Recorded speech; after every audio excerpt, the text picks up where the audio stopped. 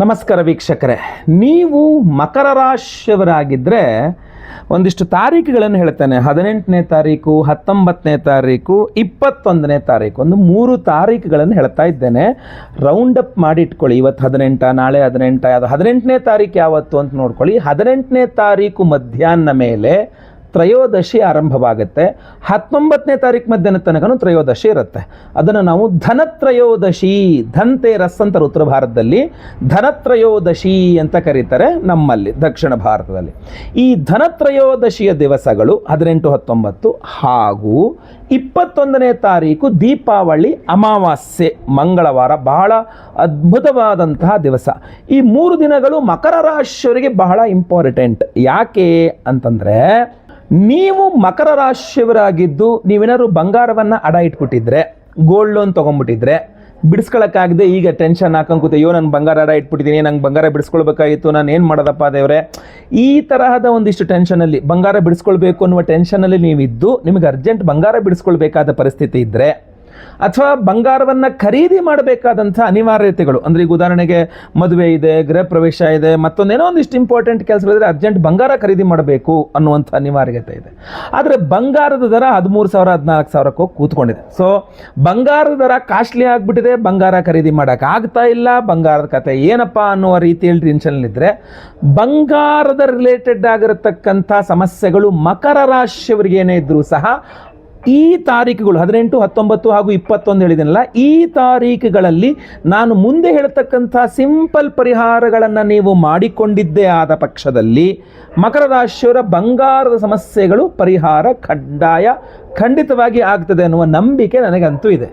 ಏನು ಪರಿಹಾರ, ಏನು ವಿಚಾರ ಎಲ್ಲದೂ ಸಹ ವಿವರವಾಗಿ ಹೇಳ್ತೇನೆ. ದಯವಿಟ್ಟು ವಿಡಿಯೋನ ಲೈಕ್ ಮಾಡಲಿಕ್ಕೆ ಮರಿಬೇಡಿ, ವಿಡಿಯೋನ ಎಂಡ್ ತನಕ ನೋಡಲಿಕ್ಕೆ ಮರಿಬೇಡಿ. ಪ್ರತಿಯೊಬ್ಬ ಮಕರ ರಾಶಿಯವರು ವಿಡಿಯೋ ರೀಚ್ ಆಗಬೇಕು. ವಾಟ್ಸಪ್, ಫೇಸ್ಬುಕ್, ಮೆಸೆಂಜರ್, ಟೆಲಿಗ್ರಾಮ್ ಎಲ್ಲ ಕಡೆ ದಯವಿಟ್ಟು ಸಾಮಾಜಿಕ ಜಾಲತಾಣಗಳಲ್ಲಿ ವಿಡಿಯೋನ ಶೇರ್ ಮಾಡಲಿಕ್ಕೆ ಮರಿಬೇಡಿ. ನೀವಿನ್ನು ಸಬ್ಸ್ಕ್ರೈಬ್ ಮಾಡ್ಕೊಂಡಿಲ್ಲ ಚಾನಲ್ ಅಂದರೆ ದಯವಿಟ್ಟು ಕೆಳಗಡೆ ಸಬ್ಸ್ಕ್ರೈಬ್ ಅಂತ ಬಟನ್ ಇರುತ್ತೆ, ಸಬ್ಸ್ಕ್ರೈಬ್ ಮಾಡಿಕೊಂಡು ಬೆಲ್ ಬಟನ್ ಒತ್ಕೊಂಡು ಆಲ್ ಅಂತ ಮಾಡಲಿಕ್ಕೆ ಮರಿಬೇಡಿ. ಫೇಸ್ಬುಕ್ಕಲ್ಲಿ ನೋಡ್ತಾ ಇದ್ದೀರಾ, ನಮ್ಮ ಪೇಜನ್ನು ಫಾಲೋ ಮಾಡಲಿಕ್ಕೆ ದಯವಿಟ್ಟು ಮರಿಬೇಡಿ.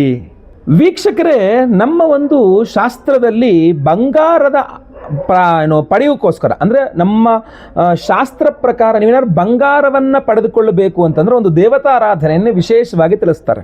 ಅಂದರೆ ಯಾವ ದೇವರನ್ನು ನೀವು, ಯಾವ ದೇವತಾ ಸ್ವರೂಪವನ್ನು ನೀವು ಚಿಂತನೆ ಮಾಡಿದ್ರೆ, ಯಾವ ಸಮಯದಲ್ಲಿ, ಯಾವ ವಿಧಾನದಲ್ಲಿ ಆ ಒಂದು ಆರಾಧನೆ, ದೇವತಾ ಸ್ವರೂಪದ ಚಿಂತನೆ, ಆರಾಧನೆ ಇತ್ಯಾದಿಗಳನ್ನು ಮಾಡಿದರೆ ನಿಮಗೆ ಬಂಗಾರವನ್ನು ಖರೀದಿಸಬಹುದು ಅಥವಾ ಬಂಗಾರವನ್ನು ಪಡೆಯಬಹುದು ಅನ್ನುವಂಥ ತಿಳಿಸ್ತಾರೆ. ಇಲ್ಲಿ ಬಹಳಷ್ಟು ಜನ ಹೇಳ್ತಾರೆ, ಏನು ಕೂತ್ಕೊಂಡು ಜಪ ಮಾಡಿಬಿಟ್ರೆ ಬಂಗಾರ ಬಂದ್ಬಿಡ್ತದ, ಜೆಮ್ಸ್ ಅಂಡ್ ಜ್ಯುವೆಲ್ಲರ್ಸ್ ಅವರು ಒಂದು ಬಾಗಿಲು ತಟ್ಟಿ ತಗೊಳ್ಳಿ ಸರ್ ಜಪ ಮಾಡಿದ್ದೀರಾ ಬಂಗಾರ ತಗೊಳ್ಳಿ ಅಂತ ಫ್ರೀಯಾಗಿ ಕೊಟ್ಟು ಹೋಗ್ತಾರಾ? ಕೊಟ್ಟು ಹೋಗಲ್ಲ, ನಮಗೂ ಗೊತ್ತಿದೆ. ಆದರೆ ನೀವೆಲ್ಲ ಯೋಚನೆ ಮಾಡಿ, ತುಂಬ ಸಿಂಪಲ್ ಆಗಿ ಹೇಳ್ತೇನೆ, ನೀವು ಮಕರ ರಾಶಿಯವರು ಯೋಚನೆ ಮಾಡಿ, ನಿಮಗೆ 3,000 ರೂಪಾಯಿ ಬಂಗಾರ, ಅಂದರೆ 3,000 ರೂಪಾಯಿ ಬಂಗಾರ, 1 ಗ್ರಾಮಿಗೆ 3,000 ರೂಪಾಯಿ ಇದ್ದಾಗ ನಿಮ್ಮ ಹತ್ರ 3,000 ರೂಪಾಯಿ ಇರಲಿಲ್ವಾ? ಯಾಕೆ ತಗೊಳ್ಳಿಲ್ಲ? 1,000 ರೂಪಾಯಿ ಬಂಗಾರ, 1 ಗ್ರಾಮಿಗೆ 1,000 ರೂಪಾಯಿ ಇದ್ದಾಗ ನಿಮ್ಮ ಹತ್ರ 1,000 ರೂಪಾಯಿ ಇರಲಿಲ್ವಾ? ಯಾಕೆ ತಗೊಳ್ಳಿಲ್ಲ? ಈಗ 13,000 ರೂಪಾಯಿ ಆಗಿದೆ, ಈಗ ತಗೊಳಕ್ಕಾಗಲ್ಲ ಅಂತಿದ್ರಲ್ಲ, 3,000 ರೂಪಾಯಿ, 2,000 ರೂಪಾಯಿ, 1,000 ರೂಪಾಯಿ ಇದ್ದಾಗೂ ನೀವು ತಗೊಳ್ಳಿಲ್ಲ. ಕಾರಣ ಏನು ಅಂದರೆ, ಅದು ತೆಗೆದುಕೊಳ್ಳಿಕ್ಕೊಂದು ಯೋಗ ಅಂತ ಬೇಕು. ಸೊ ಭಗವದಾನುಗ್ರಹ, ಭಗವಂತನ ಅನುಗ್ರಹ, ಯೋಗ ಫಲ ಬಂದಾಗ, ಜೊತೆಗೆ ನಮಗೆ ಮನಸ್ಸು ಬಂದು ಆರ್ಥಿಕ ಶಕ್ತಿಯೂ ಇದ್ದಾಗ ನಾವು ಬಂಗಾರವನ್ನು ಖರೀದಿ ಮಾಡ್ತೇವೆ. ಅದಿಲ್ಲದೇ ಇದ್ದಾಗ ನಮ್ಮ ಹತ್ರ ದುಡ್ಡು ಬಂದರೂ ಕೂಡ, ಈಗಲೂ ಸಹ ನಿಮ್ಮ ಹತ್ರ ಮೋಸ್ಟ್ ಪ್ರಾಬಬ್ಲಿ ಬಂದಿರ್ಬೋದು, ಯಾವ್ದಾದ್ರು ಒಂದು ದುಡ್ಡು ಬಂದಿರ್ಬೋದು, ಬರೋ ದುಡ್ಡು ಇರ್ಬೋದು, ಬಂದಿರೋ ದುಡ್ಡು ಇರ್ಬೋದು, ಎಷ್ಟು ಬೇಕಾದ್ರೂ 1 ಲಕ್ಷ ರೂಪಾಯಿ ನಿಮಗೆ ಬರೋದಿರ್ಬೋದು, ಬಂದಿರ್ಬೋದು, ನಿಮ್ಮ ಅಕೌಂಟಲ್ಲಿ 1 ಲಕ್ಷ ರೂಪಾಯಿ ಇರ್ಬೋದು. ಹಾಗಂತ 1 ಲಕ್ಷ ರೂಪಾಯಿ ತಗೊಂಡೋಗಿ ನೀವು ಒಂದು 8 ಗ್ರಾಮ್ 10 ಗ್ರಾಮ್ ಬಂಗಾರ ತಗೊಳ್ಳಿಕ್ಕೆ ಹೋಗ್ತೀರಾ? ಇಲ್ಲ. ಯಾಕೆ ತಗೊಳ್ಳಿಕ್ಕೆ ಹೋಗಲ್ಲ? ನಾಳೆ ದಿವಸ ಬಂಗಾರ 15, 20, 30,000 ರೂಪಾಯಿ ಆಗ್ಬೋದು 1 ಗ್ರಾಮಿಗೆ ಅಂತ ಮಾತಾಡ್ತೀರಾ. ಆದರೆ ನಿಮ್ಮ ಹತ್ರ ಈಗಿರೋ ದುಡ್ಡಲ್ಲಿ ನೀವು ಬಂಗಾರ ಖರೀದಿ ಮಾಡೋದಿಲ್ಲ. ಯಾಕೆ? ಅದು ಯೋಗ ಬೇಕು ಆ ಬಂಗಾರ ಖರೀದಿ ಮಾಡಲಿಕ್ಕೆ. ಸೊ ಆದ್ದರಿಂದ ನಾನು ಹೇಳೋದು ವೀಕ್ಷಕರೇ, ಇದರ ಮೂಲ ಸತ್ವವನ್ನು ಅರ್ಥ ಮಾಡ್ಕೊಳ್ಳಿ. ನಾನು ಈ ಒಂದು ಪರಿಹಾರ ಹೇಳಲಿಕ್ಕೆ ಬಹಳ ಮೂಲವಾದಂಥ ಕಾರಣ ಏನಪ್ಪ ಅಂದರೆ, ನಿಮಗೆ ಬಂಗಾರವನ್ನು ಖರೀದಿಸುವ ಯೋಗ ಬಂದರೆ, ಅಥವಾ ಅಡಮಾನ ಇಟ್ಟಿದ್ದನ್ನು ಬಿಡಿಸಿಕೊಂಡು ಬರುವ ಯೋಗ ಬಂದರೆ, ಅದರಿಂದ ನಿಮಗೆ ಅನುಕೂಲ ಆಗ್ತದೆ ಅಂತ. ಇದು ಪರ್ವದಿನ 18ನೇ ತಾರೀಕು ಮಧ್ಯಾಹ್ನ ಮೇಲೆ ಧನತ್ರಯೋದಶಿ ಆರಂಭ, 19ನೇ ತಾರೀಕು ಮಧ್ಯಾಹ್ನ ತನಕ ಧನತ್ರಯೋದಶಿ ಇರುತ್ತೆ, 21ನೇ ತಾರೀಕು ದೀಪಾವಳಿ, ಮಹಾಲಕ್ಷ್ಮಿ ಪೂಜೆ ಮಾಡುವ ದೀಪಾವಳಿ ಅಮಾವಾಸ್ಯೆ. ಈ 3 ದಿನಗಳಲ್ಲಿ ಯಾವಾಗಾದ್ರೂ ಒಂದು ದಿವಸ ನೀವು ನಿಮ್ಮ ಮನೆಯಲ್ಲಿ ನಾನು ಹೇಳುವ ಒಂದು ಭೈರವ ದೀಪ ಸ್ಥಾಪನ ಪೂಜೆಯನ್ನು ನೀವು ಮಾಡಿಕೊಂಡ್ರೆ, ನೀವೇ ಮಾಡ್ಕೋಬೋದು ಸಿಂಪಲ್ ಆಗಿ, ಖಂಡಿತವಾಗಿ ನಿಮಗೆ ಬಂಗಾರವನ್ನು ಬಿಡಿಸಿಕೊಂಡು ಬರುವ ಯೋಗವೋ ಅಥವಾ ಖರೀದಿಸುವ ಯೋಗವೋ ಭಗವಂತ ಕೊಡ್ತಾನೆ ಅನ್ನುವಂಥದ್ದು. ನೋಡಿ, ಆಶಾದಾಯಕವಾದಂತಹ ಜೀವನ ಇರಬೇಕಾಗ್ತದೆ. ಅತಿ ಆಸೆಯೂ ತಪ್ಪೆ. ಸೊ ಅದರಿಂದ ನಿಮ್ಮ ಹತ್ರ ಆರ್ಥಿಕ ಶಕ್ತಿಯನ್ನು ಕೂಡ ಭಗವಂತನೇ ಕೊಡಬೇಕು ಖರೀದಿಸೋದು, ಹಾಗೂ ಮನಸ್ಥಿತಿಯನ್ನು ಅಂದರೆ ಖರೀದಿಸಬೇಕು ಅನ್ನೋ ಮನಸ್ಥಿತಿಯನ್ನು ಭಗವಂತನೇ ಕೊಡಬೇಕು. ಸೊ ಎಲ್ಲದೂ ಭಗವಂತನೇ ಕೊಡಬೇಕಾಗಿರತಕ್ಕಂಥದ್ದು. ಸೊ ದಯವಿಟ್ಟು ನಾನು ನಿಮ್ಮಲ್ಲಿ ರಿಕ್ವೆಸ್ಟ್ ಮಾಡ್ಕೊಳ್ತಕ್ಕಂಥದ್ದು, ಪ್ರಾರ್ಥನೆ ಮಾಡ್ಕೊಳ್ತಕ್ಕಂಥದ್ದು, ವಿಡಿಯೋನ ಎಂಡ್ ತನಕ ನೋಡಿ. ಈ ಭೈರವ ದೀಪ ಸ್ಥಾಪನ ಪೂಜೆಯನ್ನು ನಿಮ್ಮ ಮನೆಯಲ್ಲಿ ಆರಾಮಾಗಿ ನೀವು ಮಾಡ್ಕೊಳ್ಳಿ, ಹಾಗೂ ಆ ಅನುಗ್ರಹದಿಂದ ನಿಮಗೂ ಬಂಗಾರ ಖರೀದಿಸುವ ಯೋಗ ಇರಲಿ. ಇಲ್ಲಾಂದರೆ ಇದೇ ವಿಶೇಷವಾದ ಇನ್ನೊಂದು ಪರಿಹಾರನೂ ಇದೆ, ಅದು ವಿಡಿಯೋ ಎಂಡಲ್ಲಿ ನಿಮಗೆ ಆ ವಿಶೇಷ ಪರಿಹಾರ ಸಹ ಖಂಡಿತವಾಗಿ ತಿಳಿಸ್ತೇನೆ. ವೀಕ್ಷಕರೇ, ನೀವು ಬಹಳ ಮುಖ್ಯವಾಗಿ ಮಾಡಬೇಕಾಗಿರೋ ಕೆಲಸ ಅಂದರೆ ಒಂದು ಹಿತ್ತಾಳೆ ದೀಪ ಬೇಕು. ನೀವು 18ನೇ ತಾರೀಕು ಸಾಯಂಕಾಲ ಒಂದು ಕೈಕಾಲು ಮುಖ ತೊಳ್ಕೊಂಡು ಬಂದರೂ ಪರವಾಗಿಲ್ಲ, ಸ್ನಾನ ಮಾಡ್ಕೊಂಡು ಬಂದರೂ ಪರವಾಗಿಲ್ಲ, ದೇವರ ಮನೆಯಲ್ಲೂ ಸ್ವಲ್ಪ ಕ್ಲೀನ್ ಮಾಡಿಕೊಂಡು ಅಲ್ಲಿ ಒಂದು ರಂಗೋಲಿ ಚಿತ್ರವನ್ನು ಬಿಡಿಸಿ ಅದ್ರ ಮೇಲೆ ಸಗಣಿಯನ್ನು ಇಡಬೇಕು. ಈಗ ಸಗಣಿ ಸಿಗಲಿಲ್ಲ ಅಂದರೆ ಸಗಣಿಯ ಬೆರಣಿ ಸಿಗ್ತದೆ ಗ್ರಂಥಿಗೆ ಅಂಗಡಿಯಲ್ಲಿ, ಆ ಸಗಣಿ ಬೆರಣಿ ಇಟ್ಟರೂ ಆಗುತ್ತೆ. ಅದರ ಮೇಲೆ ಒಂದು ಹಿತ್ತಾಳೆ ದೀಪವನ್ನು ಇಡಬೇಕು. ಆ ಹಿತ್ತಾಳೆ ದೀಪದಲ್ಲಿ ತುಪ್ಪದ ದೀಪವನ್ನು ಹಚ್ಚಬೇಕು. 3 ಹತ್ತಿಯ ಬತ್ತಿಯನ್ನು ಸೇರಿಸಿ ಒಂದು ಬತ್ತಿ ಮಾಡಿ ತುಪ್ಪದ ದೀಪ ಹಿತ್ತಾಳೆಯಲ್ಲಿ, ಅಂದರೆ ಒಂದು ರಂಗೋಲಿ ಮೇಲೆ ಸಗಣಿ ಬೆರಣಿ, ಅದರ ಮೇಲೆ ಹಿತ್ತಾಳೆ ದೀಪ, ಅದರಲ್ಲಿ ತುಪ್ಪದ ದೀಪ ಇರುತ್ತಲ್ವ, ಅದನ್ನು ಹಚ್ಚಿ ಅದಕ್ಕೆ ಸ್ವರ್ಣಾಕರ್ಷಣ ಭೈರವಾಯ ನಮಃ ಅಂಥೇಳಿ ಪೂಜೆಯನ್ನು ಮಾಡಬೇಕು. ಕೆಂಪು ಹೂವು, ಕೆಂಪು ಅಕ್ಷತೆಯಿಂದ ಸ್ವರ್ಣಾಕರ್ಷಣ ಭೈರವಾಯ ನಮಃ ಆವಾಹಯಾಮಿ ಸ್ವರ್ಣಾಕರ್ಷಣ ಭೈರವಾಯ ನಮಃ ಅಂಥೇಳಿ ಪ್ರಾರ್ಥನೆ, ನಮಃ ಅಂಥೇಳಿ ಅದೇ ರೀತಿಯಲ್ಲಿ ಹೂವು, ಅಕ್ಷತೆ, ಕೆಂಪು ಹೂವು, ಕೆಂಪು ಅಕ್ಷತೆ ಎಲ್ಲ ಸಮರ್ಪಣೆಯನ್ನು ಮಾಡ್ತಕ್ಕಂಥದ್ದು. ಹಾಗೂ ಓಂ ಸ್ವರ್ಣಾಕರ್ಷಣ ಭೈರವಾಯ ನಮಃ ಅಂತ ಪ್ರಾರ್ಥನೆಯನ್ನು ಮಾಡಿಕೊಂಡು ಆ ಭೈರವ ದೀಪಕ್ಕೆ ಹಾಲು ಜೇನುತುಪ್ಪ ನೈವೇದ್ಯವನ್ನು ಮಾಡ್ತಕ್ಕಂಥದ್ದು. ಹಾಗೂ ಇನ್ನೂ ಇಂಪಾರ್ಟೆಂಟಾಗಿ ಪ್ರಾರ್ಥನೆ ನಿಮ್ಮದು ಏನು ಉದ್ದೇಶ ನಿಮ್ಮದು ಸಂಕಲ್ಪ, ಅಡಮಾನ ಬಂಗಾರ ಇಟ್ಬಿಟ್ಟಿದ್ದೀನಿ, ಅದನ್ನು ಬಿಡಿಸ್ಕೊಂಬರ್ಬೇಕು, ಬೇಗ ಬಿಡಿಸ್ಕೊಂಬರೋಂಗಾಗಬೇಕು, ಅಥವಾ ಬಂಗಾರ ಖರೀದಿಸುವ ಅಂತಹ ಯೋಗ ಫಲವನ್ನು ನನಗೆ ಕೊಡು, ಅಥವಾ ಯಾವುದೋ ಪಿತ್ರಾರ್ಜಿತ ಆಸ್ತಿಯ ಬಂಗಾರ ನಿಮಗೆ ಸಿಗಬೇಕು, ಸಿಗ್ತಾ ಇಲ್ಲ, ಸಿಗುವಂಗೆ ಮಾಡು. ಯಾವುದೋ ಬಂಗಾರ ಹೋಗಿರತಕ್ಕಂಥದ್ದು ವಾಪಸ್ ಬರಬೇಕು ಅಂದರೆ ಇರ್ತಕ್ಕಂಥ ಒಂದು ಅದ್ಭುತವಾದ ಮಾರ್ಗ, ಅದ್ಭುತವಾದ ದಿನಾಂಕಗಳು ಅಂತ ಗೊತ್ತಾಯ್ತಲ್ವಾ. ಸೊ ಇದನ್ನು ದಯವಿಟ್ಟು ಫಾಲೋ ಮಾಡಿಕೊಂಡು ಈ ರೀತಿಯಲ್ಲಿ ಪ್ರಾರ್ಥನೆ ಮಾಡ್ಕೊಳ್ಳಿ. ಸ್ವರ್ಣಾಕರ್ಷಣ ಭೈರವಾಯ ನಮಃ ನೀವು ಕಮೆಂಟ್ ಮಾಡಿ ಬೇಕಾದ್ರೆ ಓಂ ಸ್ವರ್ಣಾಕರ್ಷಣ ಭೈರವಾಯ ನಮಃ ಅಂತ. ಸೊ ಅದರಿಂದ ಅದು ಕೂಡ ನಿಮಗೆ ತುಂಬ ಅನುಕೂಲ. ಅದರ ಜಪವನ್ನು ಪೂಜೆಯನ್ನು ಮಾಡಿದ್ರೆ 18ನೇ ತಾರೀಕು ಮಧ್ಯಾಹ್ನ ಮೇಲೆ ಮಾಡಬಹುದು, 19ನೇ ತಾರೀಕು ಬೆಳಗ್ಗೆ ಮಾಡಬಹುದು, 20ನೇ ತಾರೀಕು ಬೆಳಗ್ಗೆ ಮಾಡಬಹುದು.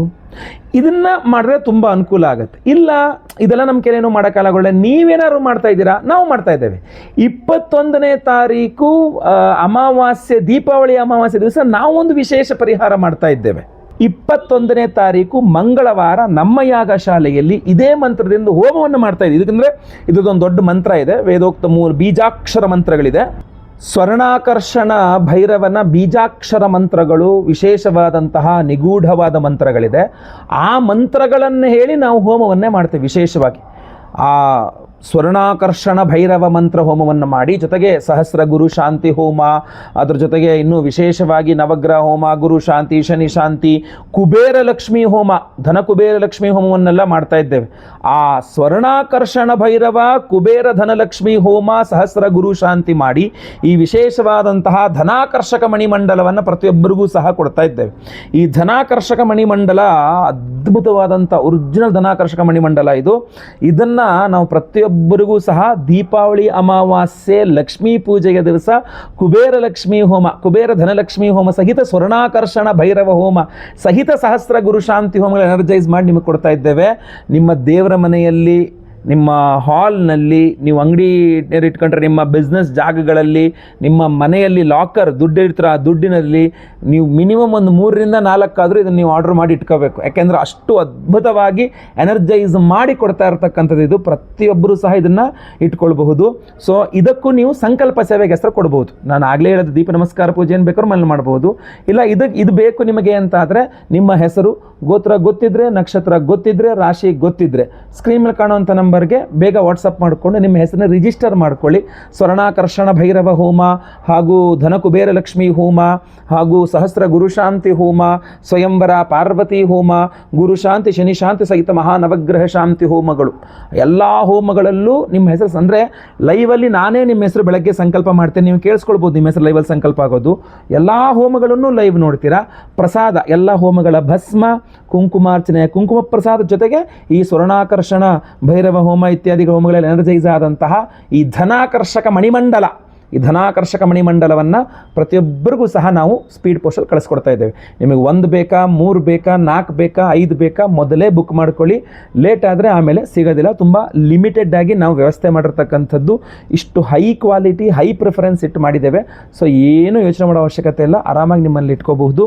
ಸಂಕಲ್ಪ ಸೇವೆಗೆ ಹೆಸರು ಕೊಡೋರು ಸ್ಕ್ರೀನ್ನ ಕಾಣುವಂಥ ನಂಬರ್ಗೆ ಬೇಗ ನಿಮ್ಮ ವಿವರಗಳನ್ನು ವಾಟ್ಸಪ್ ಮಾಡ್ಕೊಳ್ಳಿ. ವಿಡಿಯೋ ಇಷ್ಟ ಆದರೆ ದಯವಿಟ್ಟು ಲೈಕ್ ಮಾಡಲಿಕ್ಕೆ ಮರಿಬೇಡಿ. ವಾಟ್ಸಪ್, ಫೇಸ್ಬುಕ್, ಮೆಸೆಂಜರ್, ಟೆಲಿಗ್ರಾಮ್ ಎಲ್ಲ ಕಡೆ ಸಾಮಾಜಿಕ ಜಾಲತಾಣಗಳಲ್ಲಿ ವಿಡಿಯೋನ ಶೇರ್ ಮಾಡಲಿಕ್ಕೆ ಮರಿಬೇಡಿ. ನೀವು ಸಬ್ಸ್ಕ್ರೈಬ್ ಮಾಡ್ಕೊಂಡಿಲ್ಲ ಅಂದರೆ ಕೆಳಗಡೆ ಸಬ್ಸ್ಕ್ರೈಬ್ ಅಂತ ಬಟನ್ ಸಬ್ಸ್ಕ್ರೈಬ್ ಮಾಡ್ಕೊಂಡು ಬೆಲ್ ಬಟನ್ ಹೊತ್ಕೊಂಡು ಆಲ್ ಅಂತ ಮಾಡಲಿಕ್ಕೆ ಮರಿಬೇಡಿ. ಫೇಸ್ಬುಕ್ಕಲ್ಲಿ ನೋಡ್ತಾ ಇದ್ದೀರಾ, ನಮ್ಮ ಪೇಜನ್ನು ಫಾಲೋ ಮಾಡಲಿಕ್ಕೆ ದಯವಿಟ್ಟು ಮರಿಬೇಡಿ. ಪ್ರತಿಯೊಬ್ಬರು ಸಹ ಮತ್ತೆ ಪುನಃ ಕಮೆಂಟ್ ಮಾಡಿ.